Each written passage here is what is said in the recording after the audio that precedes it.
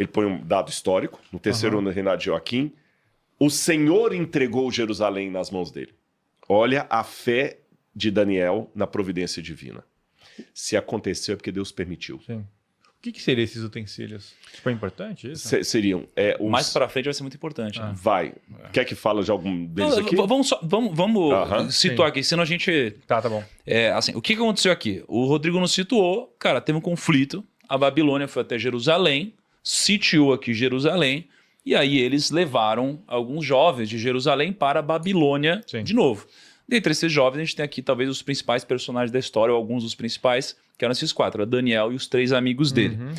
Quando levou essa turma para a Babilônia, aí eu destaco uma parte importante aqui, aí eu vou jogar para você, Rodrigo, que é o seguinte: trouxe eles para a Babilônia, e aí não trouxe eles só para escravizá-los, trouxe eles para fazerem a própria Babilônia prosperar também, de alguma forma. Por isso... trouxe gente da elite. Trouxe gente da elite. Seria pessoas estudadas, por assim pessoas dizer. estudadas, né? Então, olha que interessante. Diz aqui, ó, jovens sem defeito físico, de boa aparência, cultos, inteligentes, que dominassem os vários campos do conhecimento, fossem capacitados para servir no palácio. Só que aqui eu tiro uma coisa interessante, que é o seguinte: quando você quer treinar alguém, então você é uma empresa, você é uma corporação, e você quer que essa pessoa que você contratou, ela se adapte ao seu negócio, olha o que ele fez.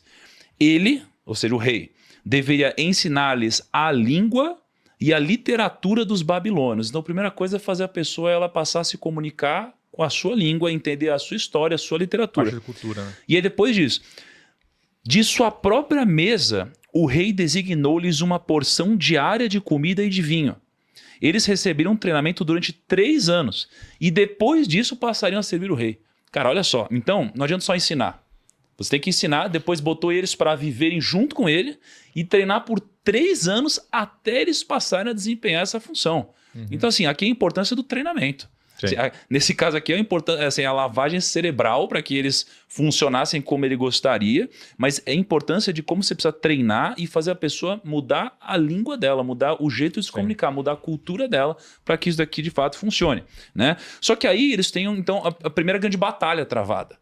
Porque o Rodrigo falou, eles estavam no cenário de crise. E em crise, o que acontece? Em crise, os seus valores, os seus princípios são testados. Não é? Porque, imagina, você está passando fome.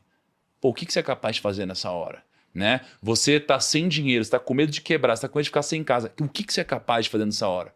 As pessoas falam, sou capaz de matar alguém, sou capaz de roubar, sou capaz de não sei o que lá. Pô, até onde você é capaz de ir ou o quanto você consegue guardar seus princípios nesse momento? Eles tiveram a primeira aprovação, que foi sobre o alimento. Né? Você pode falar dessa parte, Rodrigo, pra gente?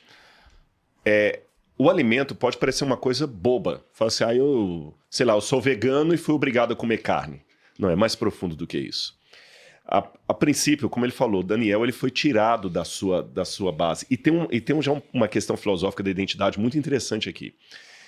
Deus, já que eu estou falando do livro sagrado, Deus me pede para ser diferente, não para ser esquisito. Tem crente que confunde ser diferente com ser esquisito, ser chato. Né? Até tem um amigo, o Sayão, que ele fala que tem os xiitas lá para o mundo árabe e tem os chatos no mundo cristão. Né?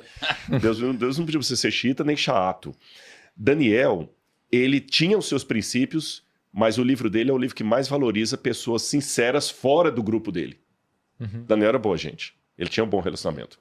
Mas olha bem, ele foi ali para o palácio do rei e os judeus eles têm 2 princípios muito claros de alimentação.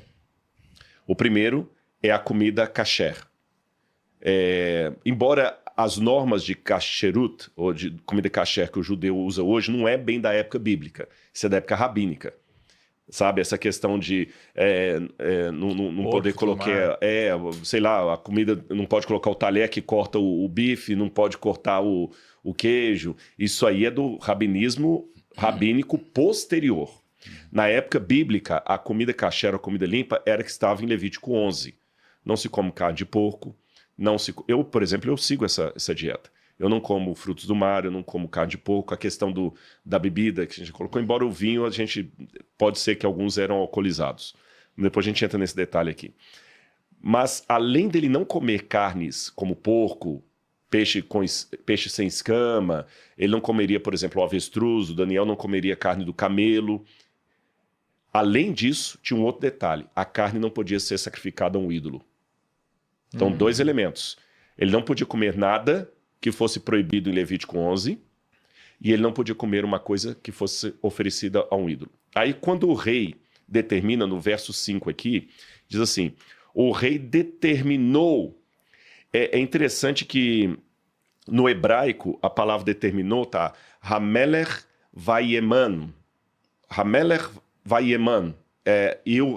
O rei e determinou. Da maneira que esse verbo está no Piel, ele só aparece em Daniel e no livro de Jonas, e ele só admite um sujeito, Deus. E num contexto de criação. Então, quando eu pego um verbo no modo verbal hebraico, que ele só tem Deus como sujeito, vocês estão entendendo? Eu estou colocando qualquer pessoa no lugar de Deus. Eu vou dar um exemplo para não ficar muito confuso, falam se ficou didático. Quando eu falo engravidar, isso obviamente só vai para mulher. Aí se eu falar assim, o João engravidou, é estranho, porque eu estou colocando como sujeito do verbo engravidar alguém que não tem como engravidar. Então ele está colocando como sujeito do verbo determinar alguém que não é o Deus. Nabucodonosor, o rei determinou. Então o rei estava agindo como Deus. Legal. E não só determinou a comida. Vocês vão comer da iguaria. Essa questão, comer da carne e do vinho do rei, essa iguaria é uma expressão idiomática para rito religioso. Então não era só um vegano ser obrigado a comer carne. Era alguém sendo obrigado a renunciar o seu Deus e aceitar Nabucodonosor e o Deus Nabucodonosor. Senão ele morreria. É por isso que Daniel faz um desafio. Ele fala assim, olha, deixe durante 10 dias, e 10 na Bíblia significa tempo de provação. No Apocalipse fala assim, colocarei em provação por 10 dias. 10 dias é um tempo de provação. Daniel fala o seguinte, nós queremos comer só legumes e água. Posso ler essa parte aqui pra gente? Pode, para contextualizar? Então diz assim, ó. Daniel, contudo, decidiu não se tornar impuro com a comida e com o vinho do rei, e pediu ao chefe dos oficiais permissão para se abster deles. E Deus fez com que o homem fosse bondoso para com Daniel e tivesse simpatia por ele. Apesar disso, ele disse a Daniel. Então ele era o responsável por alimentá-lo de acordo com o que Nabucodonosor os orientou. Sim. E aí ele disse, eu tenho medo do rei, o meu senhor, que determinou a comida e a bebida de vocês. E se ele os achar menos saudáveis que os outros jovens da mesma idade? O rei poderia pedir a minha cabeça por causa de vocês. Então o cara estava preocupado não com o que eles iam comer, mas com como ele ficaria se ele se alimentasse mal. Tipo, o rei vai achar que eu alimentei vocês mal, vocês vão estar fracos. Né? E aí Daniel disse então ao homem que o chefe dos oficiais tinha encarregado de cuidar de Daniel, Ananias, Misael e Azarias. Peço-lhe que faça uma experiência com seus servos durante 10 dias. Aqui eu acho que tem uma sabedoria de Daniel muito diferente. Então ele não brigou e foi, etc. Ele diz, peço-lhe que faça uma experiência com seus servos durante 10 dias. Não nos dê nada além de vegetais para comer e água para beber. Depois compare a nossa aparência com a dos jovens que comem a comida do rei e trate os seus servos de acordo com o que você concluir. Ele concordou e fez experiência com ele durante 10 dias. Passados os 10 dias, eles pareciam mais saudáveis e mais fortes do que todos os jovens que comiam comida da mesa do rei. Assim, o encarregado tirou a comida especial e o vinho que haviam sido designados, e em lugar disso, lhes dava vegetais. Olha bem, isso aqui não é olha como é que a gente tem que estudar a Bíblia com sabedoria. Isso aqui agora não é uma receita de nutricionismo. Porque daqui tira muito o jejum de Daniel, exatamente, né? Exatamente, mas aí tá forçando, porque pode pegar Maíra, que entende muito de alimentação, ela vai concordar comigo. A gente ficou discutindo sobre isso aqui. Você não vai pegar uma pessoa durante 10 dias comendo só legume e bebendo água, ele vai ficar 10 vezes mais inteligente que todo mundo e vai passar na FUVEST em primeiro lugar. Não é por aí. Por que Daniel teve essa atitude?